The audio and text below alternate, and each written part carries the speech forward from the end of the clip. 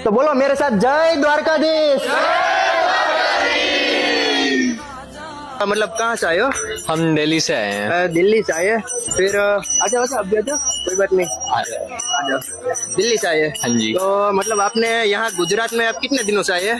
हमको 2-3 दिन हो गए अभी यहाँ पे गुजरात में। 2-3 दिन। फिर तो द्वारका भी गए होगे? हाँ जी, हाँ जी। मजा आया द्वारका में? बहुत मजा आया। गुजराती लोगों के लिए हमारे दिल में बसती है द्वारिका। हाँ जी, बहुत सुंदर जगह है, बहुत और आनंद आया। हमारे माधवपुर के लिए कुछ बोलना चाहोगे?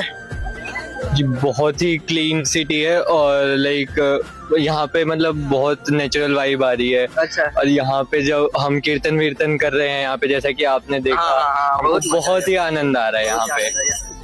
તો મિત્રો ભાઈ આવ્યા છે દિલ્હીથી, મને પણ ખૂબ શ્વાસ ચડ્યો છે રમીને, આ લોકો સાથે કીર્તન કરીને બહુ આનંદ આવ્યો। તો નાઇસ ટુ મીટ યુ ભાઈ, ચલો મિલતે હૈ ભાઈ। Sure, please like